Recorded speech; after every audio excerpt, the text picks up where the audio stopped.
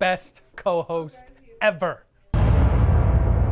AllYourShow are belong to us.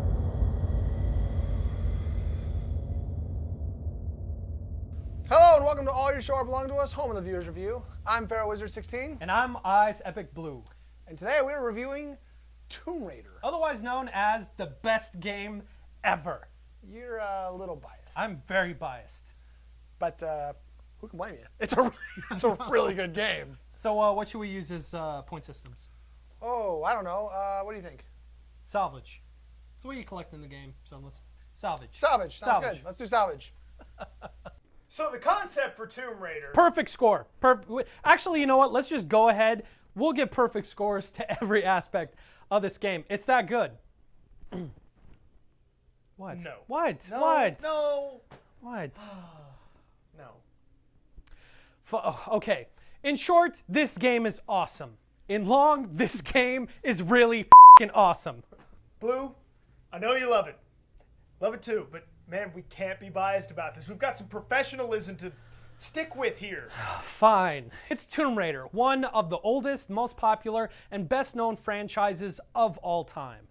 Now back for a reboot to this series. This one, incredibly violent, so no kids allowed. This is actually a really good reboot. I know they've redone the whole Lara Croft thing several times, but with this one, they did a fantastic job. Yeah. Really got it right.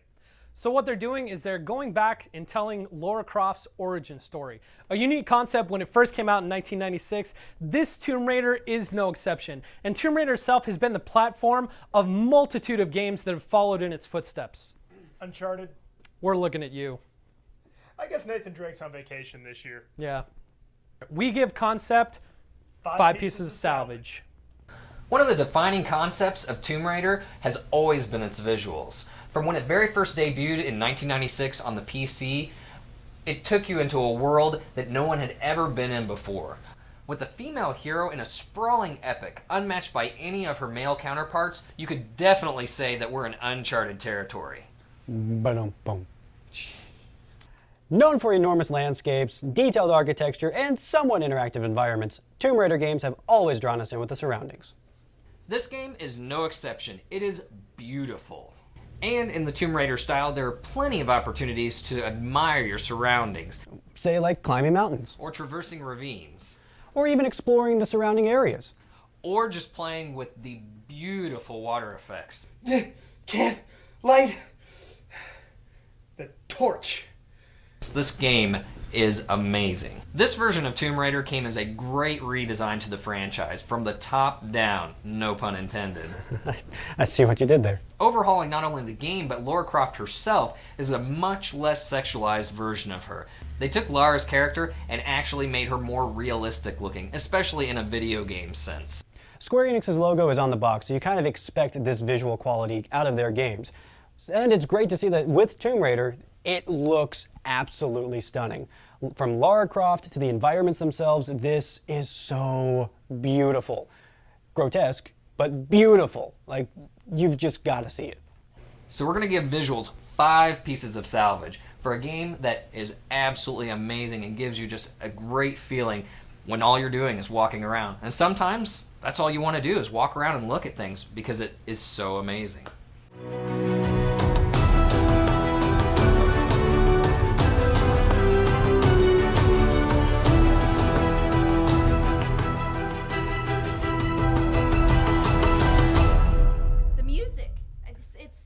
It's amazing.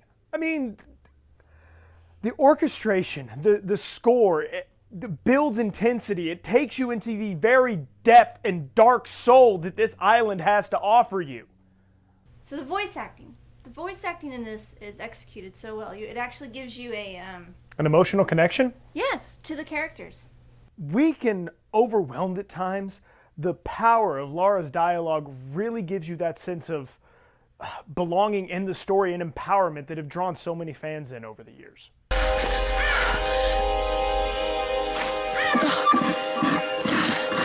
Sorry.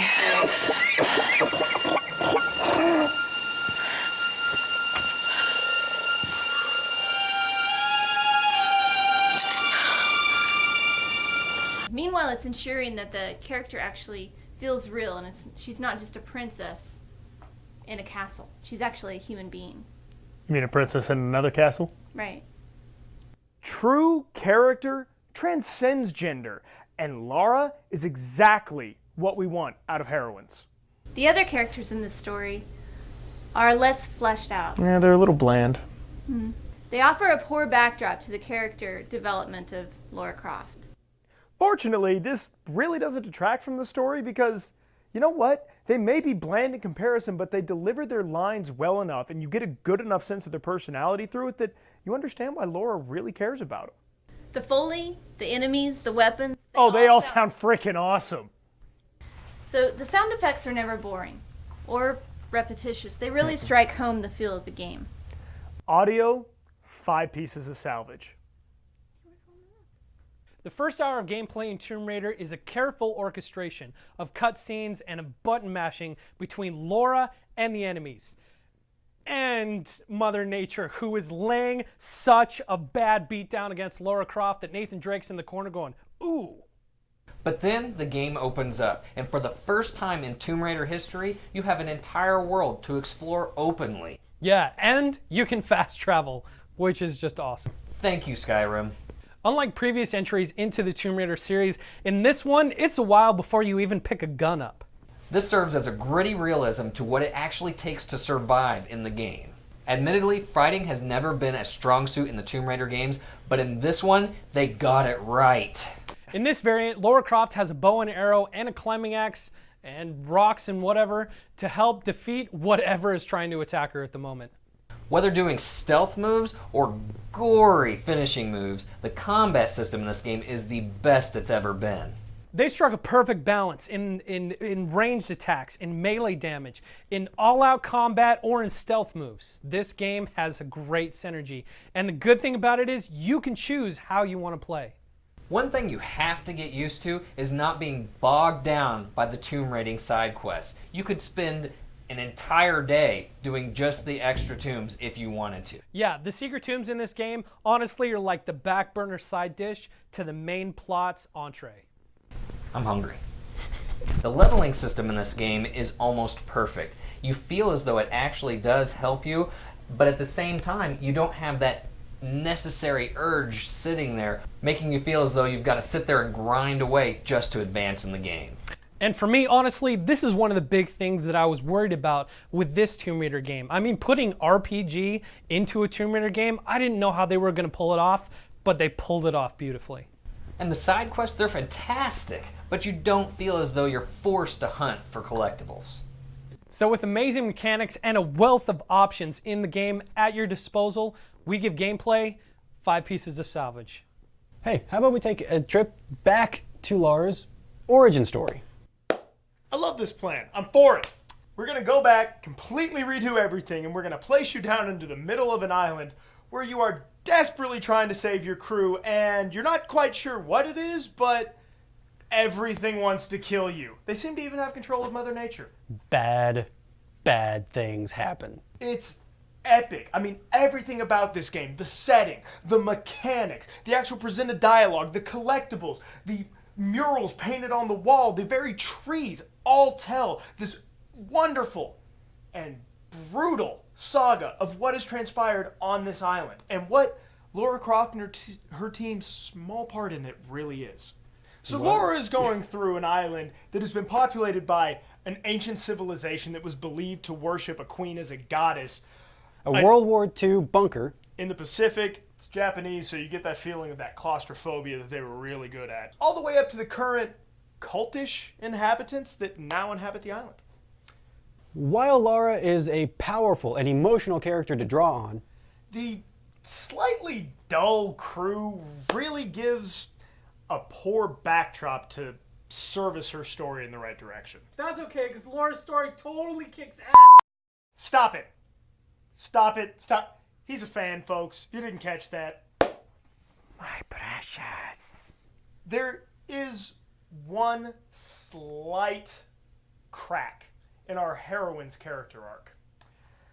You see, when you get your first kill, it is an emotional experience. Laura's never shot anybody before. She's never killed anybody. the very emotion etched into her face and the ambiance around just drag you down with her. However, after you realize, bing, oh, experience points. Going to kill everything that is on this island, no matter who it is, what it is, whether I'm sad about it or not. It's out the window because I get stronger. She goes from emotionally distraught hero to headshot huntress, mass serial murderer, and basically extinctor, Google it, of many animal species. All because you get experience points. Way to give that power to the gamers, folks. I love it. Now, the other characters that Lara comes across aren't necessarily as deep or well thought out as Lara herself, which...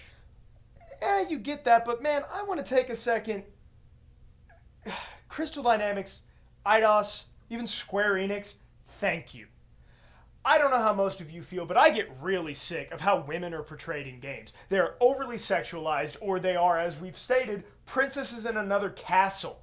They have taken, and in this iteration of Lara Croft, have put a real, breathing, living human being in your hands who, the way she experiences these, you could change her into a man in a heartbeat, no effect on the story. In fact, they accent her female qualities so well that is what enhances it. It makes it more believable because of who she is. Not because she's some damsel in distress, but because she is an actual woman with a very strong will, putting up with some horrific circumstances. I guess some game developers finally talked to a woman in making a game. And we got to also applaud the fact that they didn't give her the Samus treatment where she's always seeking approval from a male counterpart. Worried about that early on. Kicked it right out the door. Fantastic. Way to learn from Other M. We give story 5 pieces of salvage. And we're not thirsty. After you've beaten the game, the island opens up completely, and you can play it kind of like you do in previous entries of the Tomb Raider series, where you can go out, you can search for collectibles, extra items, and other pieces that unlock further parts of the story. Now, you can't really do a New Game Plus with all your power-ups, or really replay any sections of the story at this point. It's just kind of the ending section is left open to you. However, starting a brand new game does have some merit to it, simply because how did you choose to play that combat section? Do you want to see what happens if you go full stealth? Or when you're in a mad dash for your life, sliding down a hill away from a giant plane, you may have seen a slight path off to your left or your right. What's down that path? Does it send me flying into another great cutscene? And one of the extra features is the fact that because there is a slight RPG element in it, you can go back and choose a different path to go down, whether you want to be the hunter, whether you want to be the scavenger. I mean, you can level up whatever it is you want to level up. So there is quite a bit of merit here, but in the end, the story doesn't change much or at all. But it is worth playing. It is a gorgeous game, so replay value gets 3 pieces of salvage. I'm sorry, it wasn't a 5. I'll do better. Multiplayer in this game is kind of one of its only pitfalls. Whereas the gameplay and the combat system shine in the single player mode, it's dulled once you jump into multiplayer. With a combat system kind of similar to Gears of War, where you're that over-the-shoulder fight to the finish deathmatch, you learn really quickly how bad you are at aiming and firing at the same time. The targeting system itself does take a little bit of getting used to, but even after that, some of the game modes are so stacked that they're so one-sided, and you're usually on the losing side.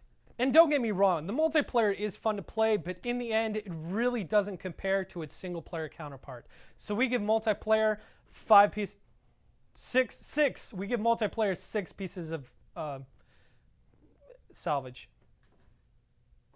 All right, let's sum it up. Concept, 5 out of 5. Visuals, 5 out of 5. Audio, 5 out of 5. Gameplay, 5 out of 5. Story, 5 out of 5. Replay value, 3 out of 5. Multiplayer, 6 out of 10.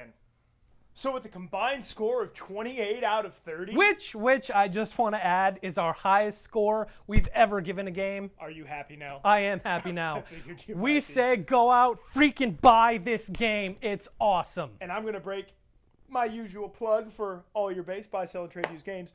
Go buy it new. Give the money to Square Enix, give it to Crystal Dynamics, give it to Eidos. Tell them we love what you did and make more. So what do you guys think of Tomb Raider? Have you played it yet? Wait, no. Go play. Even if you don't think you're going to play it, go play it. You're going to love it. It's amazing. I was on the biased review part for this, and even I agree with him. Yeah. So, what do you guys think? Leave a comment down below and let us know. While you're down there, be sure to like, subscribe, favorite. Go check out our Facebook page. Including the new Chompy Facebook page, Chomp It Louda. And with that, I'm Eyes Epic Blue. And I'm Tiborius. And you must never hesitate. And I am an airplane.